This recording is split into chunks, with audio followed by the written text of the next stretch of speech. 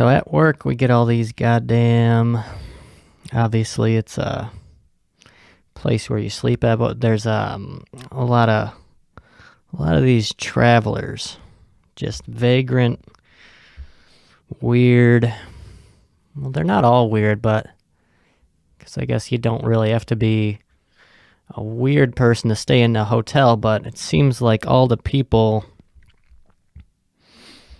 or I guess there's just people that go places and just like to tell stories, and obviously if they like to tell stories, they're going to tell it to a person who will listen to the story, and I'm usually that person because I'm a front desk person at a hotel, so obviously that's why people are telling me stories. This makes sense. This is a revelation. But there was this older gent, probably about 60 years old, had kind of like a biker Harley dad kind of vibe to him, and he was asking where the breakfast was, and there's no complimentary breakfast at our property, which a lot of people are not very large fans of. I feel like I don't know, younger people, like I'm not, whenever I stay at a hotel, I'm not looking for the free breakfast. I just assume like, okay, we gotta like go to Dunkin' Donuts or go fucking wherever in the morning for breakfast. Like even if there was a breakfast buffet, I don't want that fucking, it's all just dog food. But I feel like older people would rather have a fucking dog food fucking horse shit buffet than pay fucking $4 for like a decent breakfast sandwich. But this gentleman was looking for our breakfast buffet that did not exist, so I had to break the tough news for him, even though this information is, clearly posted everywhere. So that, and then at our front desk, there's also like a little store that I have to like rip off people and sell people like bottles of water for $4, $5, and he was buying some like bullshit for breakfast. Then he was just telling me this story about how he was traveling from somewhere. I wasn't really paying attention that much. You know how you just like are staring at someone, then you realize you're not listening to them at all. So I did that probably 3 or 4 times as he was telling me this whole story about his life. But he was traveling somewhere up the East Coast or down the East Coast or to Maine or something where his fucking son's getting married. But he said, where the fuck did he say he was driving? I don't remember what he said he was driving from, but he said he was on a road trip with his ex-wife and his ex-wife's husband, and they were going to his son's wedding. Oh yeah, and just more character development for this gentleman's. His look, he had kind of like the receding hairline, but he still had the middle fully grown in, and he had it cut into almost like a little mohawk, kind of just like a wide, low-flying mohawk, and then he had like a Harley vest on, and just like some classic dad jorts. But so he's traveling fucking from wherever across the East Coast or whatever with his ex-wife and ex-wife's husband. And coming from a child of divorce, that just sounds completely foreign. Because if you get, well, at least back in the day, get my parents in any room together, no matter where you are at somebody's fucking funeral, wherever, they're going to be fucking ripping each other's heads off. But these folks, they were traveling across the country with just his ex-wife and his ex-wife's husband, and he said that they were just having a fucking dandy old time, which is pretty cool. And then he ended up fucking talking my ear off for fucking 20 some odd minutes. Once again, one of those people who just talk, and you don't even got to do anything. You just sit there and you just, as long as they got a fucking audience to listen, they will splurt words out of their face. So he's telling me all about his life, all about his wife. And it's so weird. It's almost like a cuckold situation, or it's like, don't you ever think like doesn't the new husband think like, geez, this guy fucked my wife before? Like, I feel like that's what would fucking be on my mind the whole time. Like, geez, this guy has already has fucked my wife. And I didn't ask him that. If the new husband, if it's like a cuckold, sister wife situation, but he seemed like a happy motherfucker. He said they never got along when they were married, but then there was a switch that flipped when they got divorced, and then he said they've been getting along ever since, which is very interesting. This gentleman, and then I had another person called the front desk from like an outside number, and this person was like clearly blackout fucking drunk and trying to make reservations at the property that I work at. But the thing when you're drunk is that you should, because my property by no stretch of the imagination is luxurious or even just nice by any stretch of the imagination. So when you're drunk, you should at least shoot for something a little bit higher, maybe a La Quinta, maybe a Quality Inn, Crown Plaza. But no, this person, some older dude just called just that slurry drunk voice and fucking yeah, it's just those classic drunk plans for all my fellow alcoholic listeners, all one or two of you.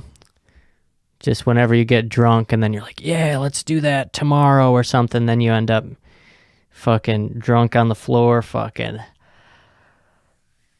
pissing on the floor, and then you gotta wake up and actually... Or, well, there's never any, like, actual doing of the plans that you planned the night before when you're drunk. It just never, ever comes to fruition. I think Christian is the king of making drunk plans. That's what he is. That's his crown. But, yeah, fucking... And, yeah, I don't even know where I'm going with this, but no alcohol this weekend, no alcohol consumption at all this weekend. And it was a very boring weekend, and I don't know if there's any correlation between the two. But, yeah, no waking up hungover at all, and, yeah, no 8 a.m. fucking shower beers. Just all had myself tucked into bed each night at a decent hour, and it just feels like a very long weekend, and it makes sense because I'm not fucking in bed for 13 hours just fucking holding my head because it feels like it's caught in between a rock and a goddamn hard place. But last weekend we were at Foley's. I was going to save this to talk to Christian about, but then we tried to do a Zoom podcast, and we had some technical difficulties. But we were at the Foley's last Saturday. Had just a hoot and a holler at Foley's. We started the night off at Judy's. Went there, had a couple beers, and I think I saw like a relative, like a distant relative, one that I wasn't... You ever look at somebody and you're like, I know where the fuck I've seen you, or I've definitely seen you somewhere, but I don't know who you're related to or what the fuck you're doing here. You just look very familiar. And it's always like it's always a chance, if you say it and they're like, do I know you from somewhere? And they're like, no, who the fuck? What the fuck are you talking about? Or they're like, yeah. So it's kind of that. So I played it safe and just fucking, just ignored her.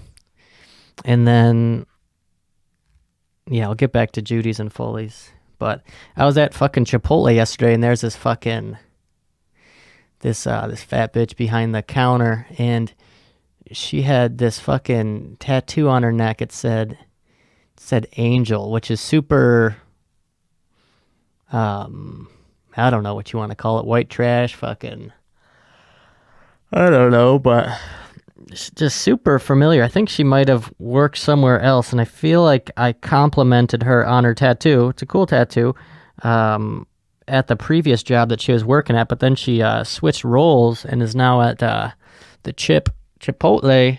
And then I felt like it was just awkward because I had talked to her, but just gave her a compliment, just complimenting, being a decent guy. And I just saw her and I'm like, yeah, can I have a fucking Sofritas bowl with the fucking shell inside of it on the fucking double? Or else I'm going to tell your fucking manager. And so yeah, it was just weird because I felt like I don't know if I should have said like, "Hey, how you doing?" Kind of like building rapport, like I already knew her. And I don't know if I don't even know. But either way, we were at fucking Foley's, and then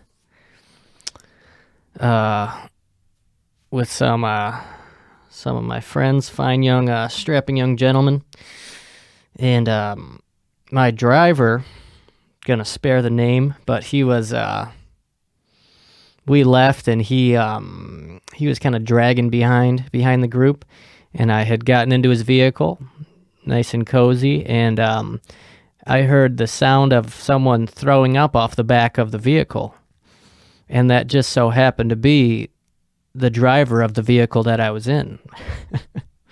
So, not thinking twice, I welcomed him back into the vehicle, and then we proceeded to drive off into the sunset. But then we went to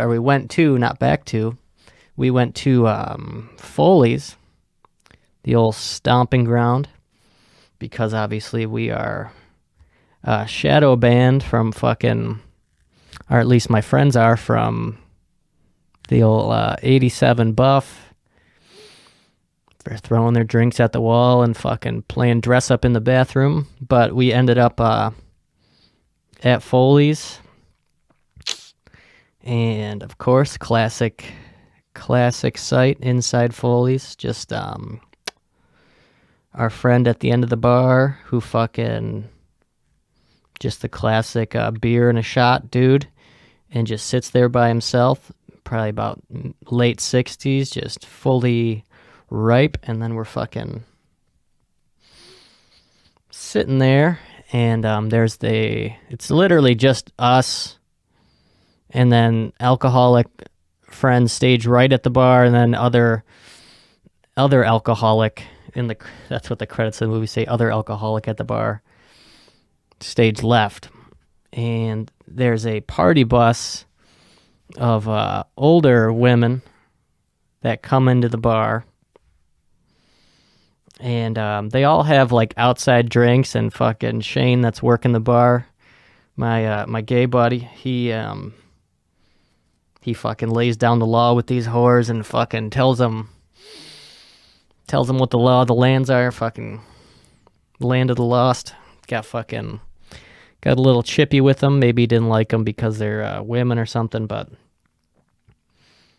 he was ripping them a new one, and then they were just sitting down. And obviously you're not supposed to bring your outside beers into the bar, but I mean, me and all of my friends, that's like a fucking tradition with us, especially at 87 Buff. That was just like the prime stomping ground. Go fucking jihad style and just have like a fucking dynamite vest of just Bud Light Lime Tall Boys fucking stashed in next to my fucking cock, which is, it used to work, but now they fucking pat you down at the door because they got fucking people bringing in guns there every so often. Or at least that's how it used to be. But yeah, that was my classic move at 87 Buff. You just bring a beer in your pants, and then you just order a beer, and Then you drink it, and then you just bring your cup to the bathroom, and then you just fill up your beer, and then you got a whole new fucking beer. But either way, these old skanks, old bags, they got put in their place by old bartender at Foley's, and fucking this one old bag, she's fucking sitting next to me, or just standing. They're all kind of like, I feel like a fucking seal or something being like hovered by like predators, but in this case they're just like 60-year-old women. And there's this one standing over my fucking shoulder. All my friends are playing darts, so it's just kind of me on a lonely island here at Foley's. One of the tall tables with the tall chairs, and then she's like fucking standing over my shoulder, fucking sniffing my neck. And, you know, just fucking, so she's off the party bus, so she's fucking just reeking of booze, fucking legs open, whole 9 yards, and I don't even know what the fuck she said. I wasn't even that drunk, but I don't know what she said to me. I was drinking a couple Miller Lights here and there, taking it easy. But she had a Miller Lite too, and I was like, "Oh, cool, you're drinking a Miller Lite too." You just fucking very slick of me to say to like a fucking 80-year-old woman at the bar.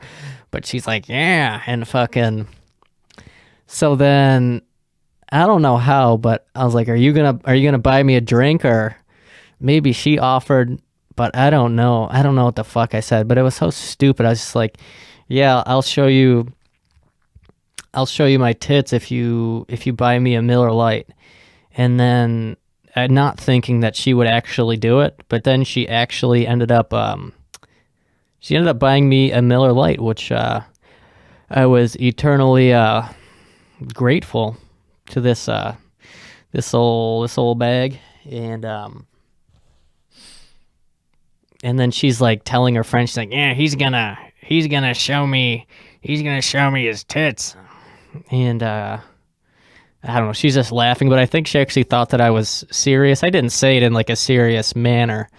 I was just joking, but I don't know, she was kind of like prodding it and just telling her friends, and then the fucking word got out.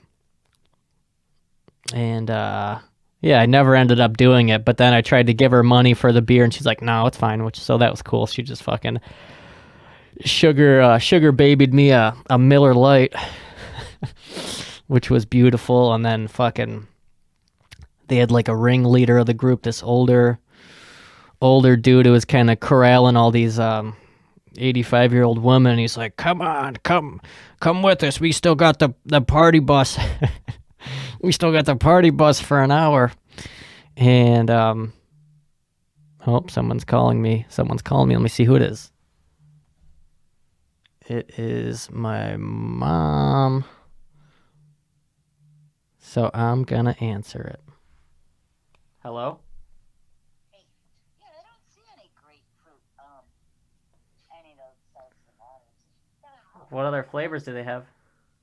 They got, pineapple strawberry. There's, what is that one? Lemon chill. There's, tangerine, coconut. The pineapple one sounds good. Yeah, pineapple strawberry. Yeah, I thought so. Yeah, that sounds good. All right. Okay. Okay, love you, bye. Bye. Pineapple strawberry seltzer water on the way, but the fuck was I? Oh yeah, so he was trying to convince me and my friends to fucking go on this party bus with him and his whole and all his cronies. Yeah. And I was almost drunk enough to want to go. Almost. Keyword almost. So I definitely thought about it, and I was like, but none of my friends were down, which was pretty wise of them, wise beyond their years.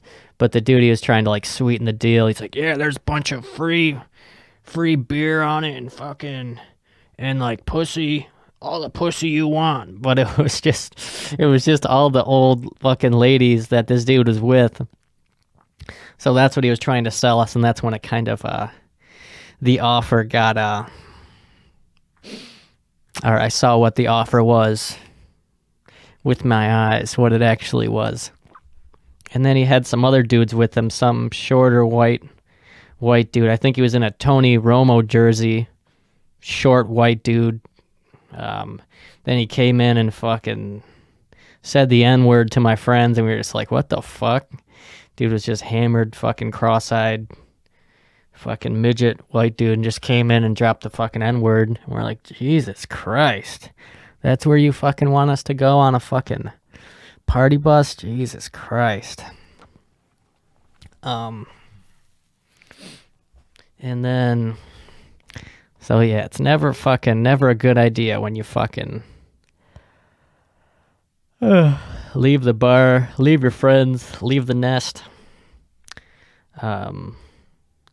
One time we were at fucking the Motherland 87 buff back in the day before my friends had their wanted signs up on the wall.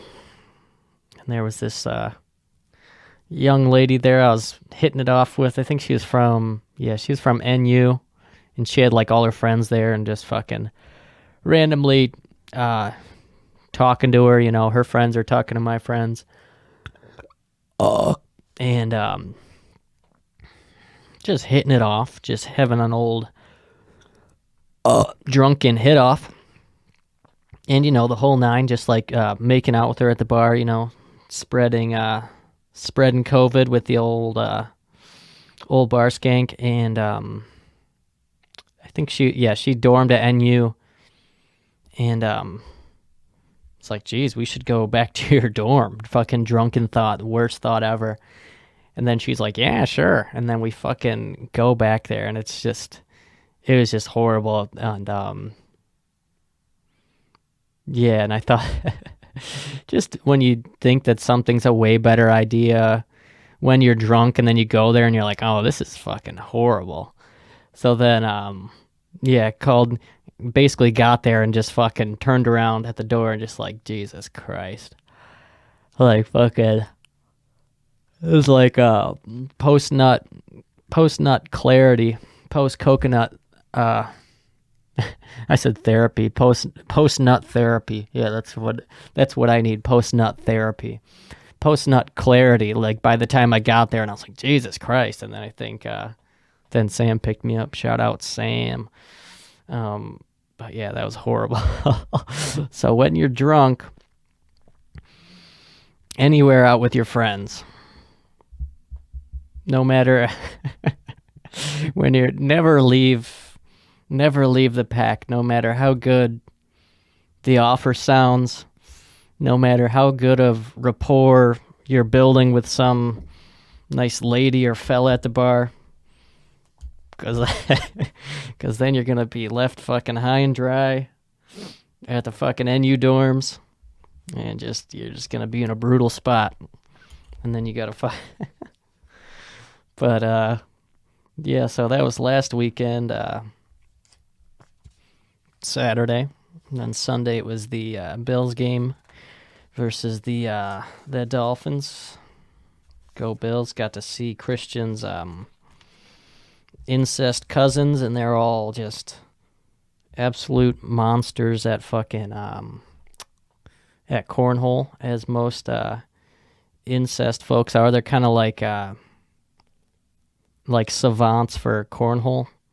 Every single one of them, for some reason, I'm fucking absolutely horrible at it, and I fucking hate playing it, and I think everybody who plays it should die. But fucking these motherfuckers can just throw a bag like it's no fucking, till the fucking cows come home, literally, because they're all fucking incest farmers.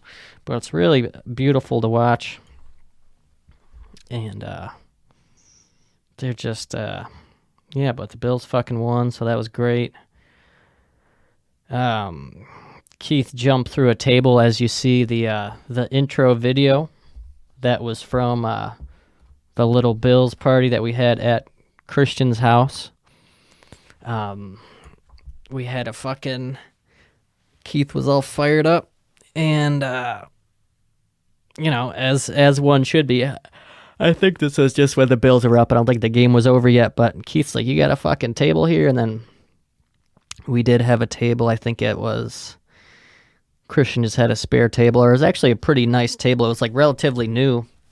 Christian's like, "I have a table, but it's fucking, they're not cheap. They're like fucking $60." So, but nonetheless, we got it over for Keith, and then he just fucking jumped through it. Not the best form, though. You don't like to see, or I guess it was unorthodox, you don't like to see the feet first approach. But, it's something. It's not a fucking belly flop or like a front flip fucking land on your back. That's, I think, what we all wanted. But I think it was the smarter, safer approach, the way Keith did it. Andy had some head protection on, which is just thinking on his feet. And so yeah, not really, no drinking this weekend. The fucking highlight of my weekend so far, this is Sunday 26th when I'm recording this. Woke up, had Friday off, so woke up Friday, Saturday, Sunday at my usual 5 a.m. Make your fucking coffee, put your thumb in your ass, fucking jerk off 9 times. But the highlight of my weekend, Friday I went to the Savers and the damn Carhartt store out in Amherst. There is a Carhartt store in Niagara Falls, just because I wanted either like a gray Carhartt hoodie or like some fucking Carhartt pants for some reason. But the fucking Carhartt store that we have in Niagara Falls, it's like a fucking, it's like a custom canvas fucking, they just make like awnings, and they also sell Carhartt shit. So their collection there is lackluster for all your Carhartt needs, so I wouldn't suggest that store. Not that I'm trying to put them out of business or anything, but so I went to the fucking Carhartt store out in Amherst near like the Best Buy that we have out there. And it's fucking sick. It's kind of weird because Carhartt was just like strictly work related clothes, but now it's kind of like, I hate the word, but it's kind of like a hipster kind of fucking joint now. They got women working there now. They got dudes wearing hats and fucking New Balances and bullshit like that. And I bought some pants on Friday, and then I was like, man, I really like these pants. So then I went back fucking Saturday, just OCD level obsession with things. So I had to get another pair of Carhartt pants. And they're like fucking $50 a piece. So I spent fucking $1 million on Carhartt pants this weekend. But fucking yesterday when I was there, Saturday, my second trip there, I was like, I'm hoping that the same staff isn't working as yesterday, because it's just fucking weird. It's like, why the fuck is this guy here 2 days in a row? Even though when I worked retail, fucking, I couldn't tell any fucking 2 customers apart. So it's not like it really matters, but I was just like overthinking it, like, oh, they're gonna fucking think that I'm weird, fucking, because it is fucking weird, just obscure Carhartt store going there 2 days in a row. But the same lady who was helping me out the first day, she was there, and I was like, hey, yeah, I really like the pants. They fit me really well, better than the 2830s that I thought I needed. And she was like, oh, okay, cool. And it's just like, I would do the same thing when I worked in retail. It's like, oh, cool, like, I don't really give a fuck. But yes, then I bought another pair of pants, and I was in line at the Carhartt store, and I overheard this dude behind me talking to his girlfriend, and he was like, yeah, I remember fucking Carhartt. It used to fucking just be, just like middle class, just working people. Now there's like fucking hipsters and fucking Mexican people, fucking people wearing hats with handlebar mustaches, fucking shopping here now. This place fucking sucks. Let's get the fuck out of here. So this gentleman, assuming he's some kind of concrete fucking foreman or some bullshit, but apparently Carhartt ain't the same as it used to be. But it's a fucking nice store that they have there, and fucking I don't know, that dude was had a fucking thumb up his ass about it, but fuck him.